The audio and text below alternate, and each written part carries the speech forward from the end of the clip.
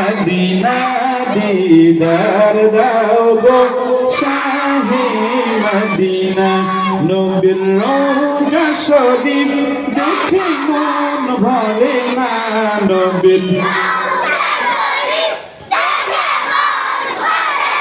এই রাখেন এই মুরব্বী ফার্স্ট আসেন মুরব্বী খিচ্ছে গাইতেছে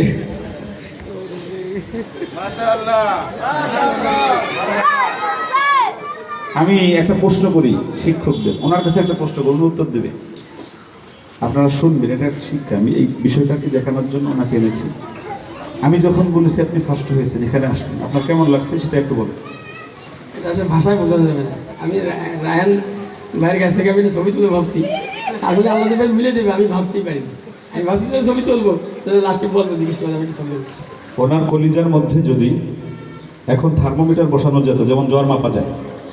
তাহলে আপনারা দেখতেন যে ওনার ভালো লাগার স্কেলটা 1000-এ উঠেছে শিক্ষকদের কাছে আমি এখন টু দ্য পয়েন্টে আমি এসেছি একজন বুড়া মানুষ তাকে বলেছি ফার্স্ট হয়েছে তার যদি এমন লাগে তাহলে একটা 6 বছরের বাচ্চাকে ক্লাসে যদি আপনি 5 টাকা দিয়ে বলেন যে তুমি ফার্স্ট হয়েছে তাহলে তাকে আর মারতে হবে না সে তার ভালো লাগার জায়গা থেকে সে আপনাকে সবটুকু উজাড় করে দেবে এজন্য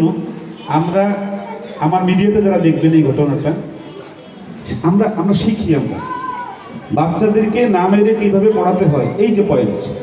যে বাচ্চাকে বেশি বেশি তার প্রশংসামূলক কথা বলি আমরা আপনি একটু আমার সাথে গান তো দেখি বাবার আপনারা সবাই চুপ থাকেন হ্যাঁ নবীর রওজা শরীফ দেখে মন ভরে না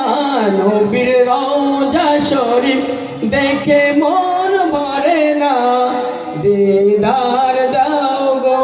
শাহে মদিনা এই যে এই লোকটা ধরে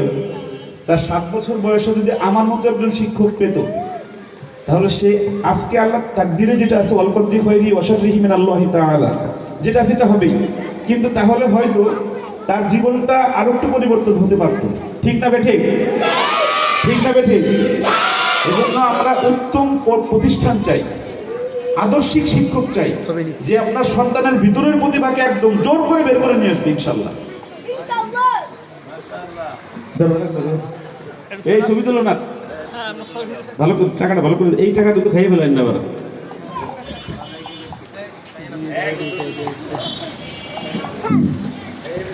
আরো গাড়ি বাড়ি শেষ করবো টাকা আরো আছে